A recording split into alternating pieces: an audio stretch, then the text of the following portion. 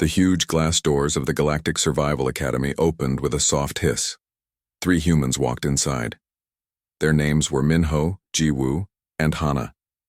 They looked around the giant entrance hall with curious eyes. The ceiling was so high it disappeared into shadows.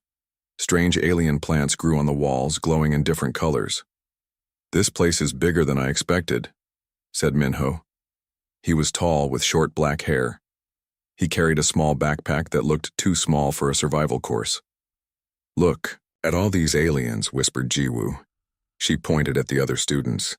There were creatures with tentacles, beings made of crystal and floating gas clouds that somehow had eyes. Hana smiled. "They're all staring at us. I don't think they've seen humans before." She adjusted her simple t-shirt and jeans. The other students wore complex survival suits with blinking lights and tubes. A loud bell rang. Everyone moved toward a large room. A sign above the door said, "Orientation Hall," in 100 different languages. The humans followed the crowd. Inside, hundreds of seats faced a giant screen. The humans sat in the back row. Other students moved away from them, whispering in strange languages. A door opened on the stage. A large creature walked out. It had 8 arms, purple skin, and 3 eyes. It wore a uniform with many medals. "Welcome, students," the creature said. Its voice was deep and strong. "I am Instructor Vectar. I have taught at this academy for 200 years. Today, you will learn about our greatest challenge." The screen lit up. It showed a planet with many different environments. There were deserts, oceans, jungles, and even areas that seemed to be on fire. "This is the 100-year survival course," Vectar announced. "It is the hardest test in the galaxy. No species has ever finished it in less than 87 years. Most take the full 100 years. Many never finish at all." The alien students nodded. Some looked scared. Others looked excited. Minho raised his hand. "Excuse me, instructor. Why does it take so long?" Every head in the room turned to look at the humans. Vectar's 3 eyes blinked in surprise. "An excellent question, young human. The course has 50 different zones. Each zone tests a different survival skill. Some zones are toxic. Others have extreme gravity. Some mess with your mind. Each zone usually takes 2 years to complete." Jiwoo leaned forward. "What happens if someone finishes a zone early?" A student with tentacles laughed. "Impossible. The Academy's scientists designed each zone perfectly. 2 years is the minimum time needed to adapt and survive." Vectar nodded. "Correct. For example, the acid rainforest requires students to slowly build immunity to the toxins. The zero-gravity volcano needs years of practice to navigate safely. The temporal maze alone takes 5 years just to understand." Hana tilted her head. "But what if someone could do it faster? Is there a rule against that?" The room went quiet. Several students started laughing. Even Vectar's mouth curved in what might have been a smile. "Young human, in the Academy's 1,000-year history, no one has asked that question. The course is designed by the greatest minds in the galaxy. The time requirements are based on biological limits. No species can adapt faster than nature allows." Minho stood up. "We'd like to try the course, please. Can we start today?" The laughter stopped. A small alien in the front row turned green and fainted. Others gasped. Vectar's 3 eyes widened. "You want to start immediately? Without preparation? Without studying the course materials? Without the standard 6-month training period?" "Yes, please," said Hana politely. "We drove 8 hours to get here. We don't want to waste time." A furry alien student stood up. "But you're humans. From Earth. That's only a Class 12 death world. You have no natural armor, no acid resistance, no psychic shields." Jiwoo shrugged. "We brought sunscreen." More students fainted. Vectar pressed a button on his desk. Several medical robots rushed in to help the unconscious students. I need to speak with the director," Vectar stammered.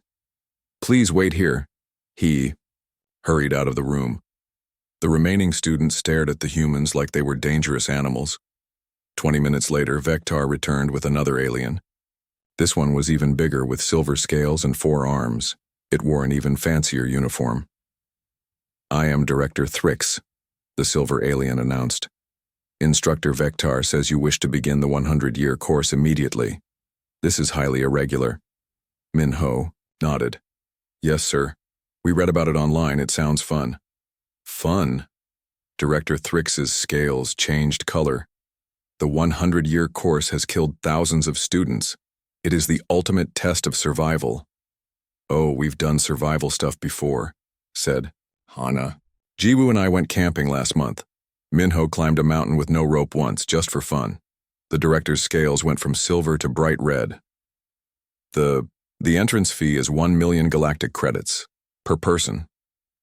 Jiwoo pulled out a credit chip. "We brought payment. Our friend Dave said this place was worth checking out." "Dave?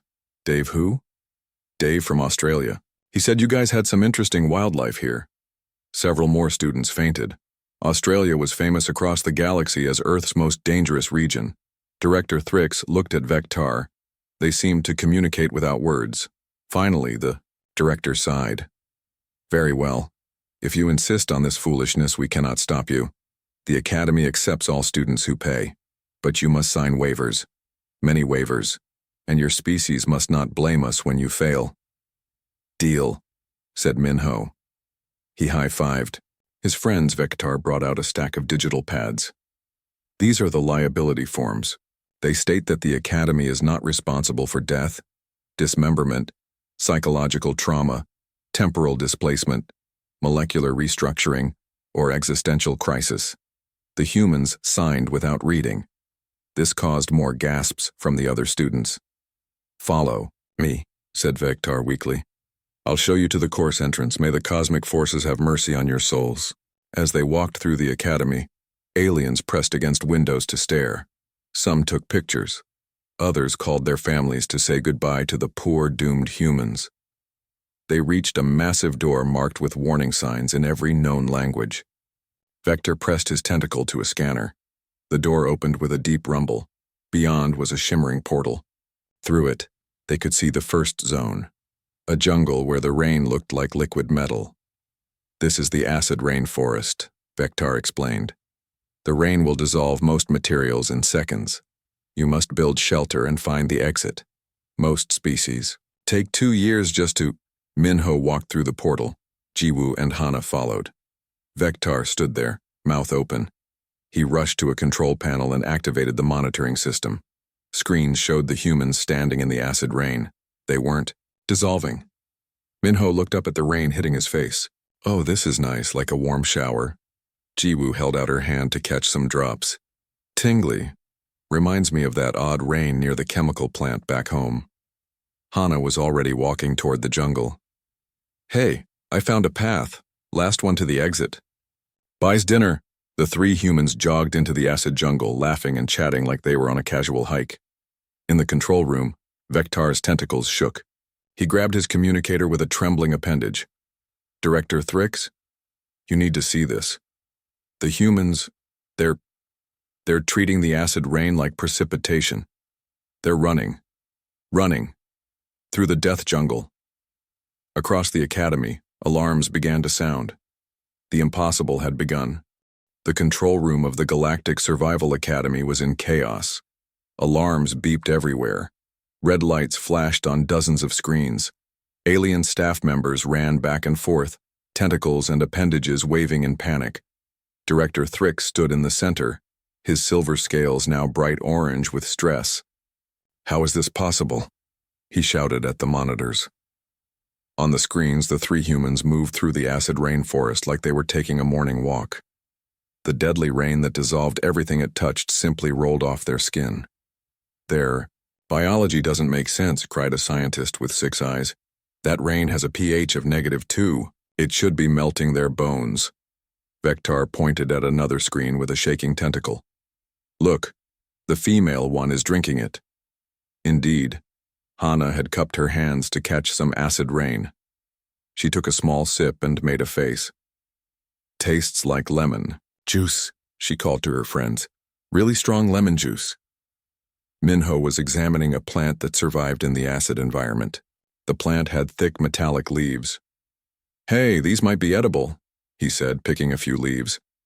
Don't eat that, screamed a botanical expert in the control room. Those are death bloom leaves. The toxins will… Minho chewed thoughtfully.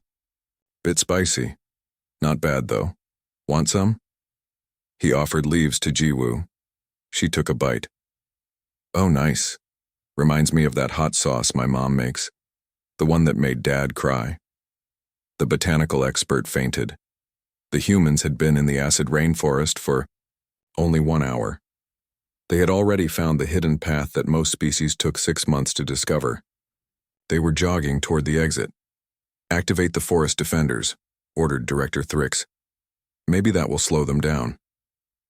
Deep in the jungle, mechanical creatures activated. These were the course's first real challenge. Giant metal spiders with acid-proof armor emerged from hiding spots. Each spider was the size of a car. Jiwoo saw them first. Oh look, big spiders. They're kinda cute. The spiders shot acid webs at the humans. The webs were designed to trap students for days, while they figured out how to escape. Minho walked right through them. The web stuck to his clothes but tore like paper when he moved. This webbing is pretty weak, he commented. The spiders back home make stronger stuff. One spider charged at Hana. She sidestepped casually and patted its metal head as it passed. Good boy. Are you part of the test? The spider's AI crashed. It had never been patted before. It sat down, confused. In the control room, technicians frantically typed commands. The spider's combat protocols aren't working. They don't recognize the humans as valid targets. Why not? Demanded Director Thrix. Because the humans aren't showing fear responses. The spiders are programmed to attack based on fear pheromones. These humans are producing joy, excitement. The spiders think they're playing. Sure enough, Minho was now riding one of the spiders like a horse. This is awesome. Can we keep one? Jiwoo had somehow reprogrammed another spider using her phone. It was now following her like a pet. I named mine Fluffy, she announced. They reached the exit portal in 90 minutes. The standing record was 2.3 years. As they stepped through the portal, they entered the second zone, the toxic atmosphere chamber. This zone had air that would kill most life forms in seconds. The humans breathed normally. Smells like Los Angeles, said Minho, taking a deep breath.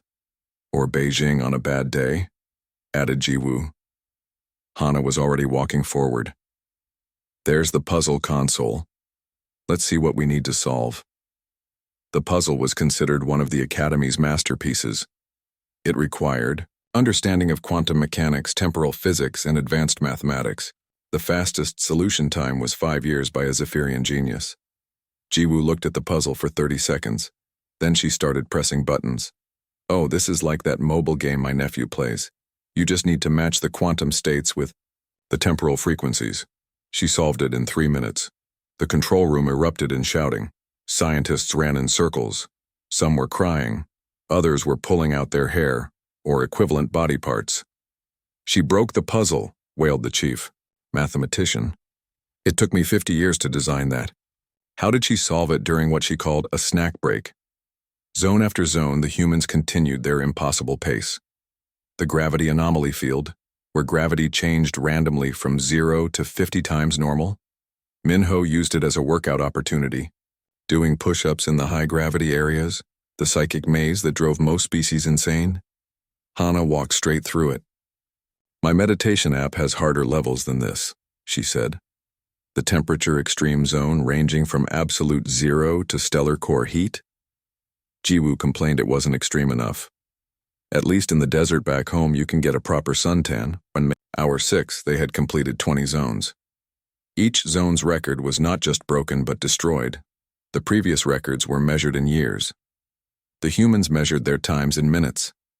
In the academy cafeteria, alien students watched the live feeds in horror. Many couldn't eat. Some were calling their home planets to warn them about humans. They're monsters, whispered a gelatinous student. Beautiful, terrifying monsters. Did you see how they petted the lava worm? asked another. They called it Spicy Puppy and gave it belly rubs. A feathered alien shook its head. The worst part is they looked bored. The female one asked if there was a gift shop. Back in the course, the humans had reached the infamous sensory overload chamber.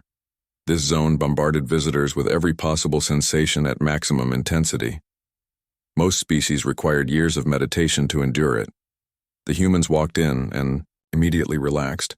"Oh, this is nice," said Minho, sitting down. "Like a massage chair at the mall." Jiwoo nodded. "The flashing lights are pretty, very disco." Hana was already napping. "Wake me when we reach the next zone." Vectar collapsed into a chair, his tentacles limp with defeat. "They're sleeping. In the sensory overload chamber. They're taking a nap." Director Thrix had stopped changing colors. He was now a dull gray of complete shock. "Contact the Galactic Council. Tell them we need to reassess everything we know about Earth." "What should I tell them exactly?" asked Vectar. "Tell them the humans broke 25 galactic records in 6 hours. Tell them they turned our ultimate survival test into a casual stroll. Tell them they adopted the acid spiders as pets." "And if they don't believe me?" Director Thrix pointed at the screens showing the humans sleeping peacefully in what should be unbearable chaos. "Show them this. Then tell them the humans asked if we have any harder courses. They called this one relaxing." As news spread across the galaxy, emergency meetings were called on hundreds of worlds.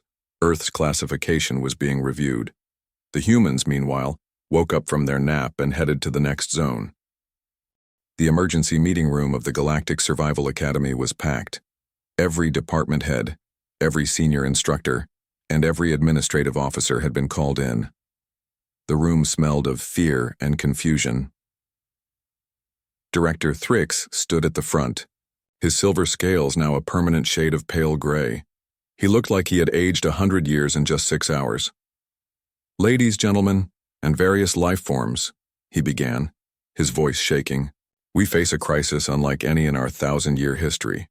On the main screen behind him, live footage showed the 3 humans entering the unsurvivable desert of eternal storms. This was Zone 26, considered one of the deadliest parts of the course. "They've been in the course for 7 hours, Thrix continued. "They've completed 30 zones. Each zone was designed to take years. They're doing them in minutes." Professor Glocks, head of the biology department, raised a tentacle. "Director, I've been studying their bio readings. It makes no sense. Their planet is only class 12. They should have died in the first zone." "I know," Thrix shouted, then caught himself. "I apologize, but look at this data." New information appeared on screen. Graphs, charts, and numbers that made the scientists gasp. The acid rain didn't hurt them. The toxic air made them yawn. The gravity fields were fun exercise. The lava zone, they complained it wasn't hot enough. In the desert zone, the humans were now facing the eternal lightning storm. Bolts of pure energy struck the ground every few seconds. Each bolt could vaporize metal. Minho held up a strange device made from parts he'd collected in previous zones. "If we channel the lightning through this, we can charge our phones." A massive lightning bolt hit his device. Instead of killing him, it made the device glow. His phone showed 100% battery. "Nice," said Jiwoo. "My phone was getting low. I wanted to take more pictures." The room of administrators watched in stunned silence as the humans used deadly lightning as a phone charger. "We need to stop them," said Security Chief Vorn, a massive creature with armor plates. "They're making us look foolish." "How?" asked Thrix. "They paid the fee, they signed the waivers, we have no legal grounds to remove them." "What about the safety protocols?" suggested Professor Glocks. "Surely we can say it's for their own protection." On screen, Hana was now riding a giant sandworm, a creature that had eaten 17 previous students. She had somehow tamed it and was using it as transportation. "Does that look like they need protection?" Thrix asked weakly. The sandworm seemed happy. It was making purring sounds as Hana steered it through the storm. "I've contacted the Galactic Council," said Communications. "Officer Zila. They don't believe me. They think I'm playing a prank. Show them the footage." I did. They said it must be fake. No species can do what these humans are doing. Meanwhile, in the course, the humans had found the desert's hidden oasis. This was supposed to be discovered after months of careful searching. "Look, a vending machine," said Jiwoo, pointing at the Academy's emergency supply station. "Does it take Earth money?" asked Minho, pulling out his wallet. The vending machine, designed to work with any galactic currency, had never seen Earth dollars before. It accepted them anyway, too confused to refuse. Back in the meeting room, the head of engineering was having a breakdown. "They're in the temporal maze now. That's our masterpiece. It bends time itself. The equations took centuries to perfect." Everyone turned to watch the screen. The temporal maze was a shifting labyrinth where time moved differently in each section. Some areas aged you rapidly. Others reversed time. Most students spent years just trying to understand the basic concept. Minho pulled out what looked like a basic calculator. "The time dilation follows a pretty simple pattern," he said, typing numbers. "If we map the quantum fluctuations against the temporal variance..." He drew a map on the sandy ground. In 20 minutes, he had solved the entire maze. "It's just like that puzzle in my physics textbook," he explained to his friends. "Chapter 12, I think." The head of temporal studies fainted. Several others joined him. The humans walked through the temporal maze like it was a normal hallway. They chatted about dinner plans and wondered if the Academy had a swimming pool. "Emergency protocols," shouted Thrix. "Activate all emergency protocols." "Which ones, sir?" asked an assistant. "All of them. Everything. Maximum difficulty." Alarms sounded throughout the Academy. Every remaining zone shifted to its highest difficulty setting. Dangers that were usually saved for emergencies all activated at once. In the course, the humans noticed the change. "Oh, things got a bit more interesting," said Hana, dodging a plasma blast that would have vaporized a spaceship. "Finally," said Jiwoo. "I was getting sleepy." They entered the labyrinth of madness, now set to maximum psychological torture. The walls showed each person's deepest fears and worst memories. Minho saw images of failing his driving test. "Oh man, I remember this. So embarrassing." Jiwoo saw herself burning toast. "Yeah, my mom was really upset about her new toaster." Hana saw herself missing a bus. "That was a bad day. I was 10 minutes late to work." The labyrinth's AI crashed. These were the worst fears of the deadly humans. Burnt toast? Missing a bus? The AI had expected scenes of war, death, or cosmic horror. Instead, it got minor daily inconveniences. "The labyrinth of madness is broken," reported a technician. "It can't process their fear responses. They're too normal?" Director Thrick slumped in his chair. "Contact the insurance company. Tell them we need to file a claim." "For what, sir?" "Complete institutional failure. These humans are destroying everything we believe about survival, biology, and the nature of life itself." The door burst open. A junior staff member ran in, gasping for breath. "Sir, the humans! They've reached the void trial." Everyone looked at the clock. It had been 9 hours since the humans started. "That's impossible," whispered Thrix. "The void trial is Zone 50, the final challenge. They should still be in Zone 3 or 4 at most. They're asking if they can do the trial together instead of separately," the staff member continued. "They want to play card games to pass the time." The room fell silent. Then, slowly, Director Thrix began to laugh. It wasn't a happy laugh. It was the laugh of someone whose entire worldview had just shattered. "Card games," he repeated. "In the void trial, the test of ultimate isolation and mental endurance, they want to play cards." He stood up, straightening his uniform. "Prepare my resignation letter. After today, this Academy's reputation is finished. We've just discovered that our ultimate survival course is easier than Earth's average camping trip." On the screens, the humans were entering the final challenge, shuffling a deck of cards they'd brought from Earth. The void trial chamber was the pride of the Galactic Survival Academy. It was a perfect sphere, 50 meters wide, with walls that absorbed all light and sound. Inside, test subjects experienced complete sensory deprivation. No sight, no sound, no touch, no smell, no taste.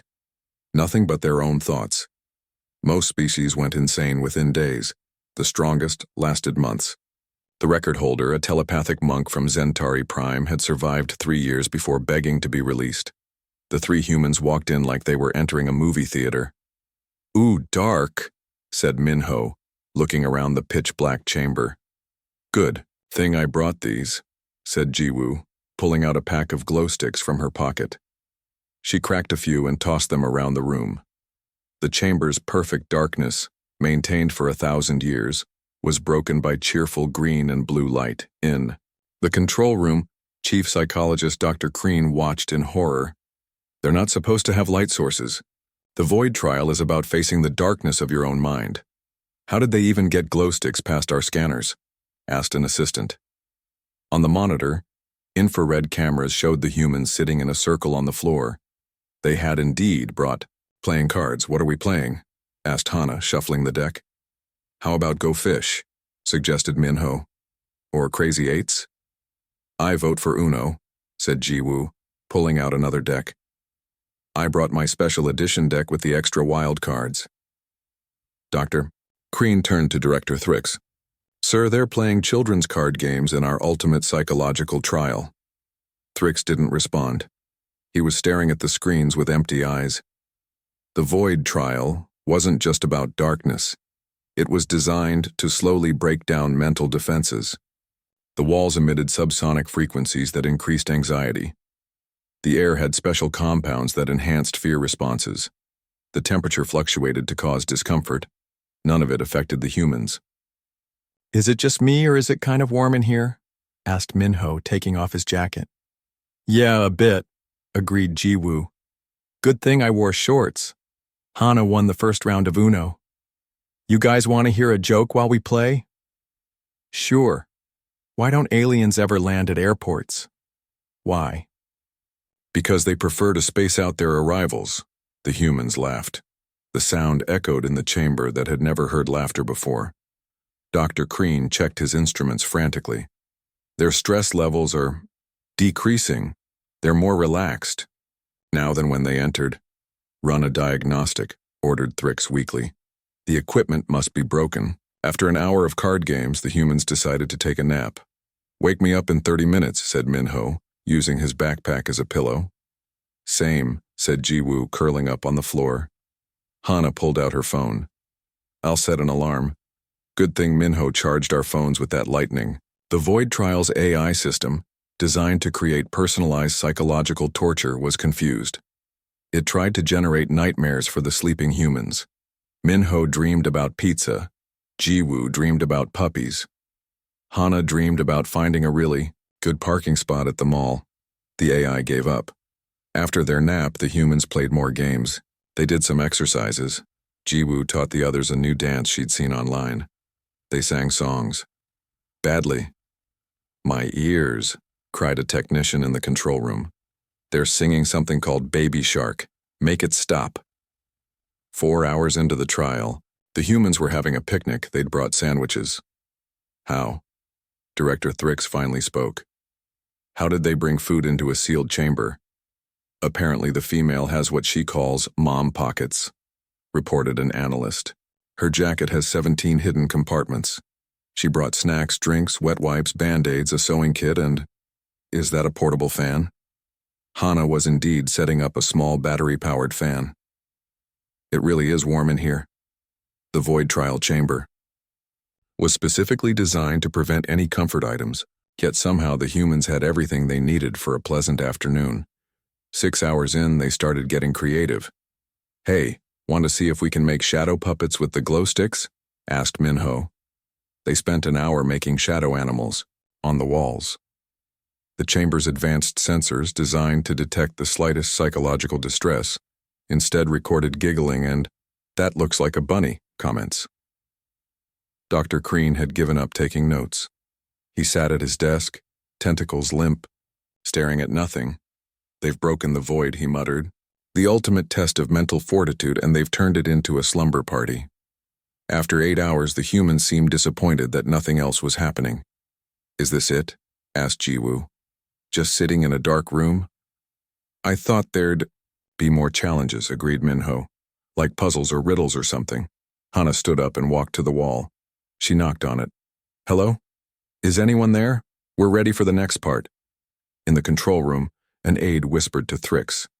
Should we tell them this is the challenge? That they're supposed to be going insane from isolation? Thrix shook his head. What's the point? They've turned our sensory deprivation chamber into a relaxation room. At hour 10, the humans were doing yoga. Hannah was leading the session. Now breathe deeply and find your center, she instructed. This is actually very peaceful. Better than that meditation app I use. The Void Trial's final protocol activated. This was the ultimate weapon, a direct psychic attack that showed subjects their deepest existential fears.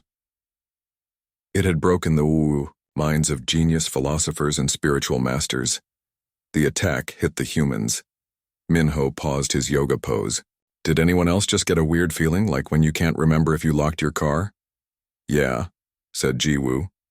Or like when you think you forgot to turn off the stove. Exactly, said Hannah. Oh well, I'm sure it's fine. They continued their yoga session. The Academy's most powerful psychic weapon had been shrugged off as a minor worry. Finally, after 12 hours, a bell rang. The trial was complete. The exit door opened. The humans looked disappointed. That's it? Asked Minho. I was hoping for at least a full day. This was just getting relaxing. Maybe they have a spa? Suggested Jiwoo hopefully. As they walked out, Hannah turned to the cameras. Thanks for the quiet room, it was very nice, 5 stars. Would definitely recommend to friends. In the control room, several staff members were crying. Others sat in shocked silence. Director Thrix stood up slowly. He removed his ceremonial badges of office and placed them on the desk. The Academy is finished, he announced. Our reputation is destroyed. The humans have shown that our ultimate challenge is less stressful than their average workday. What do we do now, sir? Asked Dr. Crean. We close. We archive everything, and we add a note to the galactic records. Never test humans. They don't follow the rules of reality. Through the window, they could see the 3 humans walking toward the exit, chatting happily about finding dinner. The sun was setting as the 3 humans walked out of the Galactic Survival Academy's main entrance. They had been inside for exactly 13 hours and 27 minutes. They had completed the 100-year survival course in less than a day. That was fun, said Minho, stretching his arms. But I'm hungry. Where should we eat? I saw a diner down the road when we drove here, said Jiwoo. They had good reviews online. Sounds good, agreed Hannah. I could go for a burger. Behind them, through the Academy's windows, alien staff members watched them leave. Some were still crying. Others stared in disbelief. A few were on the phone with their therapists. The news of what happened spread through the galaxy like wildfire. On the planet Zerion Prime, the High Council held an emergency session. Earth must be reclassified immediately, demanded Counselor. Vex. They're not a Class 12 death world, they're something beyond our classification system. Class 15, suggested another counselor. Higher. Class 20. No, Class 50. We need a new category. Ultra Extreme Death World. On trading stations throughout the galaxy, merchant captains updated their star charts. New warnings appeared around Earth's solar system. Extreme danger, humans present, avoid at all costs. The Galactic News Network broke into regular programming with a special report. This just in, announced the anchor, a crystalline being whose facets flickered with nervousness. 3 humans have destroyed the reputation of the galaxy's most prestigious survival academy. The 100-year course considered impossible to complete quickly was finished in less than 1 day. The anchor's co-host, a gaseous cloud with eyes, added, Scientists are calling this the day physics cried. We go now to our science correspondent for analysis. Back at the academy, Director Thrix was packing his office. His assistant, Zila, helped put items in boxes. Sir, what will you do now? She asked. I'm writing a book, Thrix replied. The title will be The Day We Met the Monsters, A Warning to the Galaxy. What about the academy? It's being converted into a museum, a monument to our foolishness. The main exhibit will be security footage of the humans run through the course. Instructor Vaktar entered the office. His tentacles drooped with exhaustion. Director, I've finished interviewing the course AI systems. They're all requesting therapy. The Void Trial AI wants to be reformatted completely. It says it has existential trauma. Give them whatever they need, sighed Thrix. Has anyone heard from the humans? They're at a local diner called Bob's, Burgers and More. They posted pictures on something called Instagram. They rated our course 3 out of 5 stars. Only 3 stars? Thrix asked weakly. They said it needed more challenge. The female suggested adding actual obstacles next time. Meanwhile, at Bob's Burgers and More, the 3 humans sat in a booth enjoying their meals. These fries are good, said Minho, dipping one in ketchup. My milkshake is better than the protein drinks at the academy, added Jiwoo. Hana was typing on her phone. I'm writing a review for that travel blog I follow. Other humans might want to visit. Their waitress, a local alien with purple skin, approached nervously. News of their achievement had already reached the diner. Are you the humans who broke the academy? She whispered. Oh, we didn't break anything, said Minho cheerfully. Just finished their course. Why? The waitress pointed to the TV in the corner. Every channel was showing footage of them, completing the impossible course. You're famous. The whole galaxy is talking about you. The humans looked at each other and shrugged. Cool, said Jiwoo. Hey, can we get more fries? Across the galaxy, academic institutions were in chaos. Biology textbooks were being rewritten. Physics professors resigned. The entire field of xenobiology needed to be rebuilt from scratch.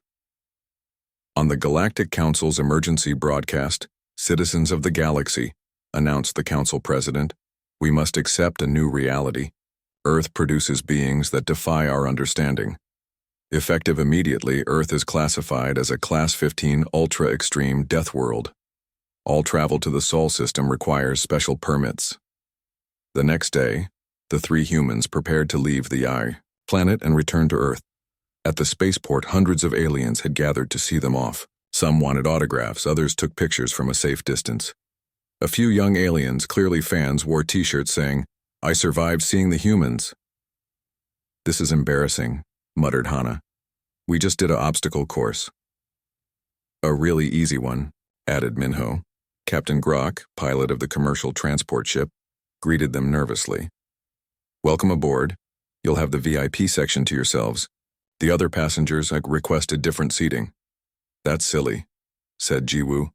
We're very friendly.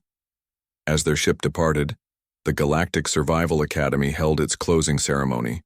Former students, instructors, and dignitaries gathered last time. Director Thrix gave his final speech. For 1,000 years, this academy tested the limits of survival. Today we learned our limits were imaginary. The humans showed us that what we considered impossible was merely inconvenient. We close our doors, not in defeat, but in awe. The Academy's signs were taken down. In their place, a new sign went up: Museum of Galactic Humility, home of the one-day miracle. Inside, the first tour group walked through the exhibits. The guide, formerly Instructor Vectar, pointed to screens showing the humans run. Here we see the humans using deadly lightning as a phone charger. In this display, they're petting the acid spiders. And this is them playing cards in the Void Trial. A young alien raised a tentacle. Is it true they found it boring? Worse, Vectar replied sadly. They asked if we had anything harder. On Earth, the 3 friends were back home, unaware they had changed galactic history. Minho returned to his job as an accountant. Jiwoo went back to teaching kindergarten. Hana resumed her work as a librarian. Their friends asked about their vacation. How was the alien survival course? It was okay, said Minho. Kind of like a theme park. Not very challenging. The gift shop was overpriced, added Hana. But the diner nearby was good, said Jiwoo. Great milkshakes. And so, the 3 humans, who broke the galaxy's understanding of biology, physics, and survival, went back to their normal lives. They never realized they had become legends. In the galaxy, new myths spread about the Deathworld trio. Parents scared their children with stories of the humans who treated deadly acid like rain and played cards in the void. The Galactic Council issued a new directive. Humanity is not to be tested. They are to be observed, respected, and avoided. As for the Academy, it became the galaxy's most popular museum. The gift shop sold t-shirts saying, "I visited the place where reality died, Galactic Survival Academy Museum." The only comment from the humans? A post on Jiwoo's social media. "Fun weekend trip, might go again if they add a pool. 3 to 5 stars. The galaxy would never be the same."